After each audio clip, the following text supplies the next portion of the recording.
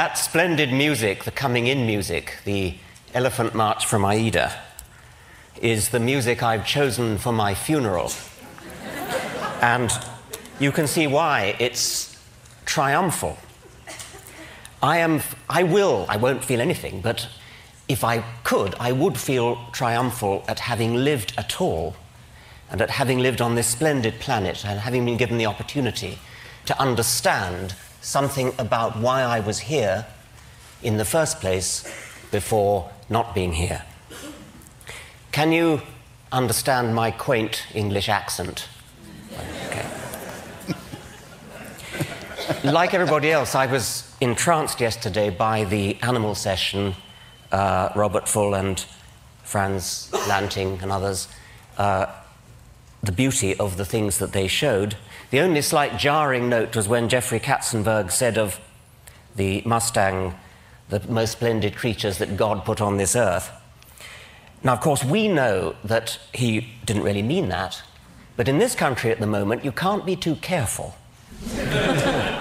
I'm a biologist, and the central theorem of our subject, the theory of design, Darwin's theory of evolution by natural selection, in professional circles everywhere, it's of course universally accepted. In non-professional circles outside America, it's largely ignored. But in non-professional circles within America, it arouses so much hostility that it's fair to say that American biologists are in a state of war. The war is so worrying at present, with court cases coming up in one state after another, that I felt I had to say something about it. If you want to know what I have to say about Darwinism itself, I'm afraid you're going to have to look at my books, which you won't find in the bookstore outside. Contemporary court cases often concern an allegedly new version of creationism called intelligent design, or ID. Don't be fooled. There's nothing new about ID. It's just creationism under another name. Rechristened, I choose the word advisedly, for tactical political reasons. The arguments of so-called ID theorists are the same old arguments that have been refuted again and again since Darwin down to the present day.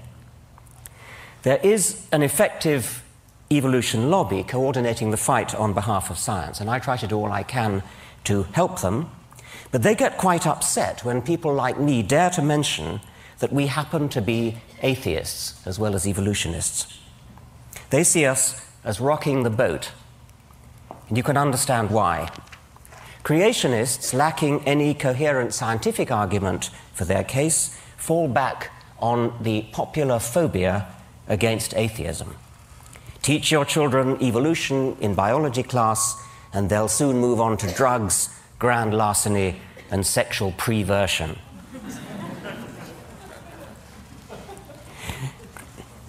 In fact, of course, educated theologians from the Pope down are firm in their support of evolution.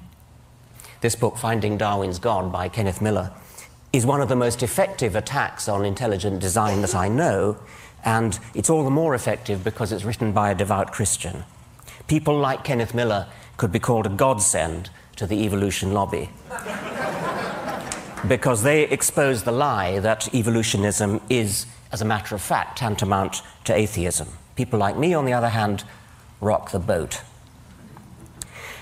But here I want to say something nice about creationists. It's not a thing I often do, so listen carefully. I think they're right about one thing. I think they're right that evolution is fundamentally hostile to religion. I've already said that many individual evolutionists, like the Pope, are also religious, but I think they're deluding themselves. I believe a true understanding of Darwinism is deeply corrosive to religious faith. Now, it may sound as though I'm about to preach atheism, and I want to reassure you that that's not what I'm going to do. In an audience as sophisticated as that, as this one, that would be preaching to the choir. No, what I want to urge upon you instead, what I want to urge upon you is militant atheism.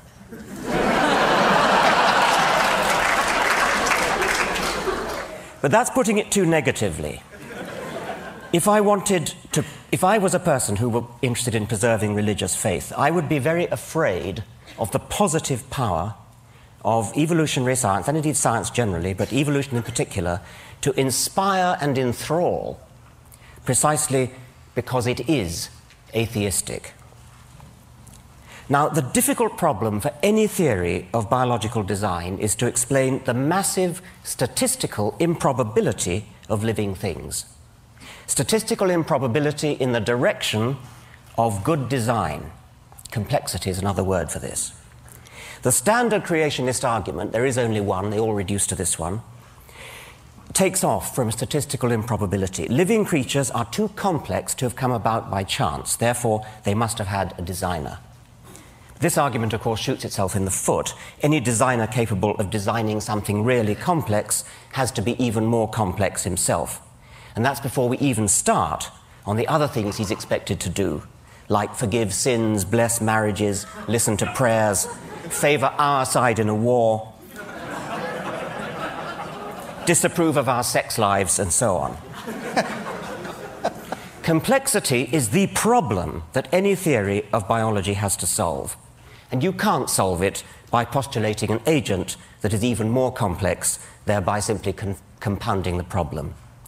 Darwinian natural selection is so stunningly elegant because it solves the problem of explaining complexity in terms of nothing but simplicity. Essentially, it does it by providing a smooth ramp of gradual, step-by-step increment. But here I only want to make the point that the elegance of Darwinism is corrosive to religion precisely because it is so elegant, so parsimonious, so powerful, so economically powerful. It has the sinewy economy of a beautiful suspension bridge.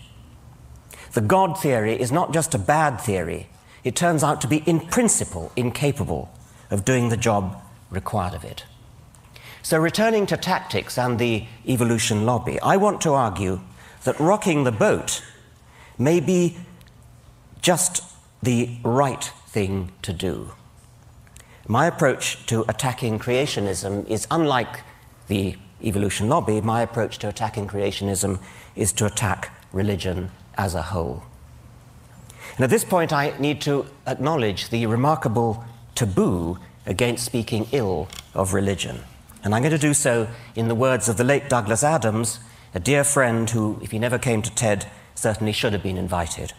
He was? He was, good. I thought he must have been. He begins this speech, which was tape-recorded in Cambridge shortly before he died. He begins by explaining how science works through the testing of hypotheses that are framed to be vulnerable to disproof. And then he goes on, I quote, "Religion doesn't seem to work like that. It has certain ideas at the heart of it which we call sacred or holy. What it means is, here is an idea or a notion that you're not allowed to say anything bad about. You're just not. Why not? Because you're not." Why should it be that it's perfectly legitimate to support the Republicans or Democrats, this model of economics versus that, Macintosh instead of Windows, but to have an opinion about how the universe began, about who created the universe, no, that's holy. So we are used to not challenging religious ideas. And it's very interesting how much of a furore Richard creates when he does it. He meant me, not that one. Everybody gets absolutely frantic about it, because you're not allowed to say these things. Yet when you look at it rationally, there is no reason why those ideas shouldn't be as open to debate as any other, except that we've agreed somehow between us that they shouldn't be. Well, that's the end of the quote from Douglas. In my view, not only is science corrosive to religion, religion is corrosive to science. It teaches people to be satisfied with trivial, supernatural non-explanations and blinds them to the wonderful real explanations that we have within our grasp. It teaches them to accept authority, revelation, and faith instead of always insisting on evidence. There's Douglas Adams magnificent picture from his book, Last Chance to See. Now, there's a typical scientific journal, the Quarterly Review of Biology, and I'm going to put together, as guest editor, a special issue on the question, did an asteroid kill the dinosaurs? And the first paper is a standard scientific paper presenting evidence. Iridium layer at the KT boundary, potassium argon-dated crater in Yucatan, indicate that an asteroid killed the dinosaurs. Perfectly ordinary scientific paper. Now, the next one. The President of the Royal Society has been vouchsafed a strong inner conviction that an asteroid killed the dinosaurs. It has been privately revealed to Professor Huxtane that an asteroid killed the dinosaurs. Professor Haldley was brought up to have total and unquestioning faith that an asteroid killed the dinosaurs. Professor Hawkins has promulgated an official dogma binding on all loyal Hawkinsians that an asteroid killed the dinosaurs. That's inconceivable, of course. But suppose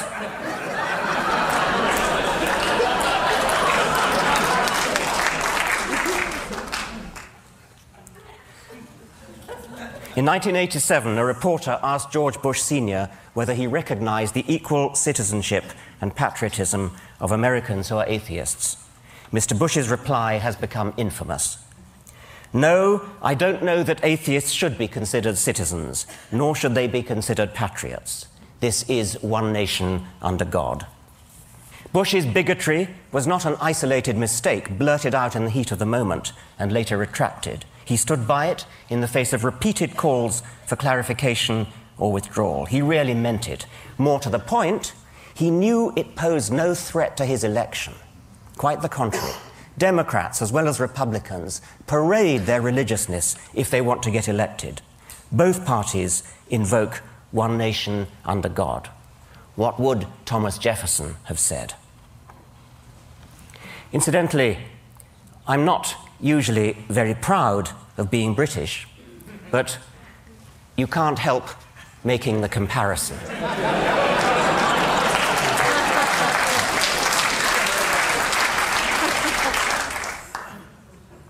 In practice, what is an atheist? An atheist is just somebody who feels about Yahweh the way any decent Christian feels about Thor or Baal or the golden calf. As has been said before, we are all atheists about most of the gods that humanity has ever believed in. Some of us just go one god further.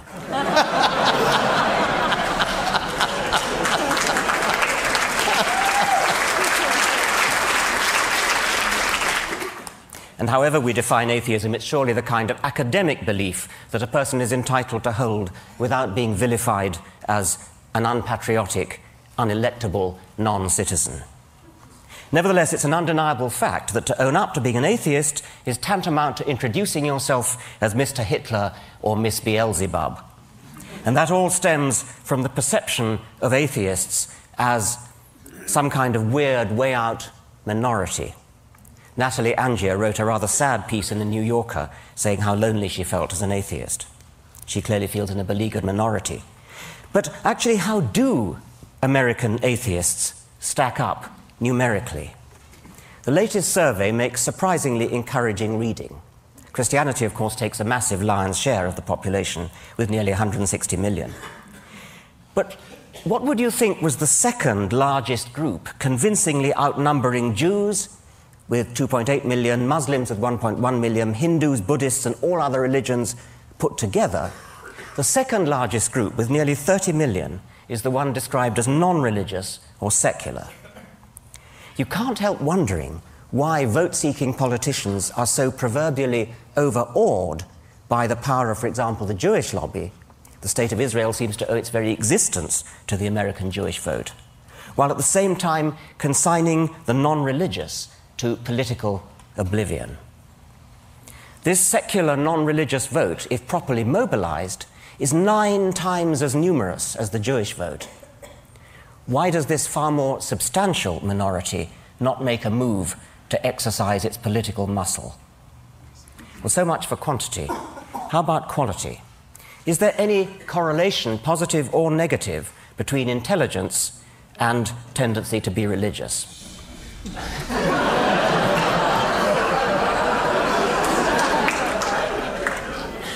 The survey that I quoted, which is the ARIS survey, didn't break down its data by socioeconomic class or education or IQ or anything else. But a recent article by Paul G. Bell in the Mensa magazine provides some straws in the wind. Mensa, as you know, is an international organization for people with very high IQ. And from a meta-analysis of the literature, Bell concludes that, I quote, of 43 studies carried out since 1927 on the relationship between religious belief and one's intelligence or educational level, all but 4 found an inverse connection.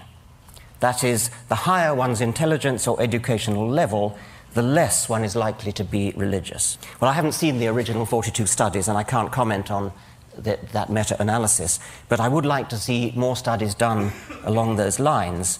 And I know that there are, if I could put a little plug here, there are people in this audience easily capable of financing a massive research survey to settle the question. And I put the suggestion up for what it's worth. But let me now show you some data that have been properly published and analyzed on one special group, namely top scientists. In 1998, Larson and Whittam polled the cream of American scientists, those who've been honored by election to the National Academy of Sciences. And among this select group, belief in a personal God dropped to a shattering 7%. About 20% are agnostic, and the rest could fairly be called atheists. Similar figures obtained for belief in personal immortality. Among biological scientists, the figure's even lower. 5.5% only believe in God. In physical scientists, it's 7.5%.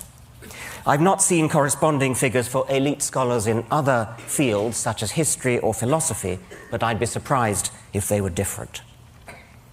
So we've reached a truly remarkable situation, a grotesque mismatch between the American intelligentsia and the American electorate. A philosophical opinion about the nature of the universe, which is held by the vast majority of top American scientists, and probably the majority of the intelligentsia generally, is so abhorrent to the American electorate that no candidate for popular election dare affirm it in public. If I'm right, this means that high office in the greatest country in the world is barred to the very people best qualified to hold it, the intelligentsia, unless they're prepared to lie about their beliefs.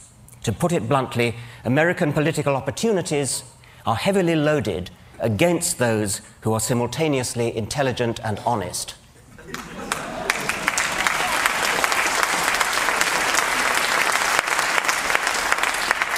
I'm not a citizen of this country, so I hope it won't be thought unbecoming if I suggest that something needs to be done. I've already hinted what that something is. From what I've seen of TED, I think this may be the ideal place to launch it. Again, I fear it will cost money. We need a consciousness-raising, coming-out campaign for American atheists. This could be similar to the campaign organized by homosexuals a few years ago, although heaven forbid that we should stoop into public outing of people against their will. In most cases, people who out themselves will help to destroy the myth that there is something wrong with atheists. On the contrary, they'll demonstrate that atheists are often the kinds of people who could serve as decent role models for your children, the kinds of people an advertising agent could use to recommend a product, the kinds of people who are sitting in this room. There should be a snowball effect, a positive feedback, such that the more names we have, the more we get. There could be non-linearities, threshold effects. When a critical mass has been obtained, there's an abrupt acceleration in recruitment. And again, it will need money. I suspect that the word atheist itself contains or remains a stumbling block. far out of proportion to what it actually means, and a stumbling block to people who otherwise might be happy to out themselves. So what other words might be used to smooth the path, oil the wheels, sugar the pill? Darwin himself preferred agnostic, and not only out of loyalty to his friend Huxley, who coined the term. Darwin said, "I have never been an atheist in the same sense of denying the existence of a God. I think that generally an agnostic would be the most correct description of my state of mind." He even became uncharacteristically tetchy with Edward Aveling. Aveling was a militant atheist who failed to persuade Darwin to accept the dedication of his book on atheism, incidentally giving rise to a fascinating myth that Karl Marx tried to dedicate Das Kapital to Darwin, which he didn't. It was actually Edward Aveling. What happened was that Aveling's mistress was Marx's daughter, and when both Darwin and Marx were dead, Marx's papers became muddled up with Aveling's papers, and a letter from Darwin saying, "My dear sir, thank you very much, but I don't want you to dedicate your book to me," was mistakenly supposed to be addressed to Marx. And that gave rise to this whole myth, which you've probably heard, it's sort of urban myth, that Marx tried to dedicate Capital to Darwin. Anyway, it was Aveling, and when they met, Darwin challenged Aveling. "Why do you call yourselves atheists?" "Agnostic," retorted Aveling, "was simply atheist writ respectable, and atheist was simply agnostic writ aggressive." But Darwin complained, "But why should you be so aggressive?" Darwin thought that atheism might be well and good for the intelligentsia, but that ordinary people were not, quote, ripe for it, which is, of course, our old friend, the "don't rock the boat" argument. It's not recorded whether Aveling told Darwin to come down off his high horse. But in any case, that was more than 100 years ago. You'd think we might have grown up since then. Now, a friend, an intelligent, lapsed Jew, who incidentally observes the Sabbath for reasons of cultural solidarity, describes himself as a tooth fairy agnostic. He won't call himself an atheist because it's in principle impossible to prove a negative, but agnostic on its own might suggest that God's existence was therefore on equal terms of likelihood as his non-existence. And so my friend is strictly agnostic about the tooth fairy, but it isn't very likely, is it? Like God. Hence the phrase tooth fairy agnostic. Bertrand Russell made the same point using a hypothetical teapot in orbit about Mars. You strictly have to be agnostic about whether there is a teapot in orbit about Mars, but that doesn't mean you treat the likelihood of its existence as on all fours with its non-existence. The list of things which we strictly have to be agnostic about doesn't stop at tooth fairies and teapots, it's infinite. If you want to believe one particular one of them, unicorns or tooth fairies or teapots or Yahweh, the onus is on you to say why. The onus is not on the rest of us to say why not. We who are atheists are also a-fairyists and a-teapotists. But we don't bother to say so. And this is why my friend uses tooth fairy agnostic as a label for what most people would call atheist. Nonetheless, if we want to attract deep down atheists to come out publicly, we're going to have to find something better to stick on our banner than tooth fairy or teapot agnostic. So how about humanist? This has the advantage of a worldwide network of well-organized associations and journals and things already in place. My problem with it is only its apparent anthropocentrism. One of the things we've learned from Darwin is that the human species is only one among millions of cousins, some close, some distant. And there are other possibilities like naturalist, but that also has problems of confusion because Darwin would have thought naturalist. Naturalist means, of course, as opposed to supernaturalist, and it is used sometimes. Darwin would have been confused by the other sense of naturalist, which he was, of course, and I suppose there might be others who would confuse it with nudism. Such people might be those belonging to the British lynch mob, which last year attacked a paediatrician in mistake for a paedophile.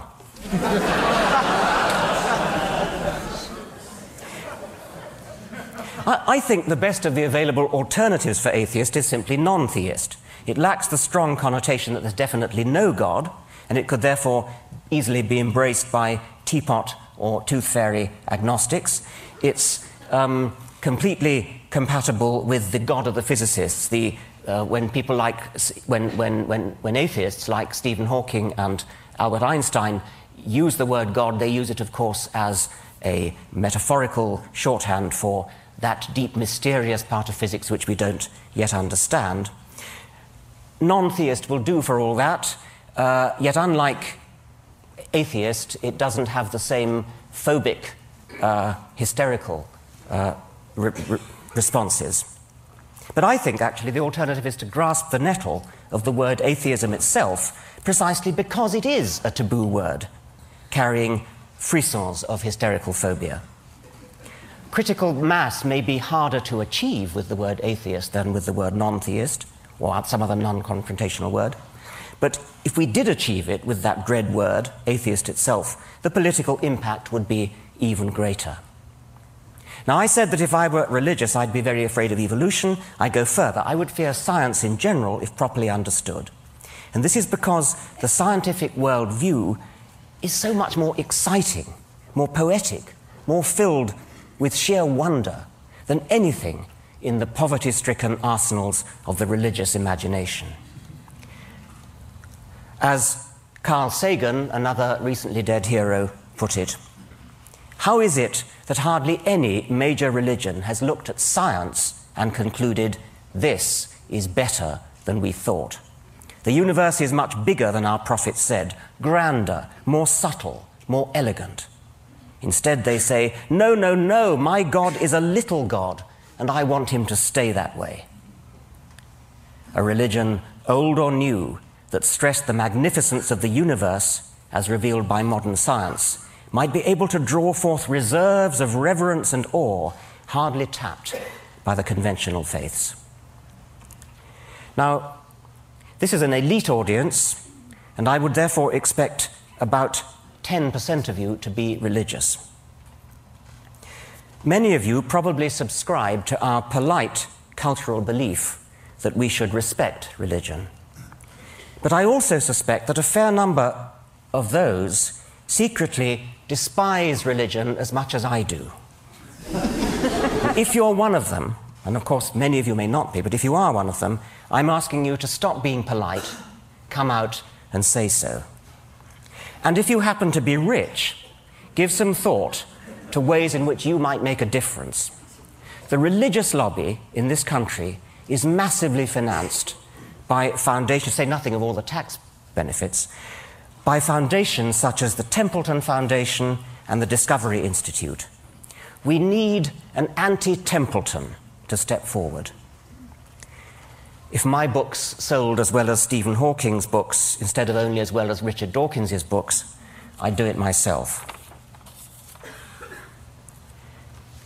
People are always going on about how did September the 11th change you?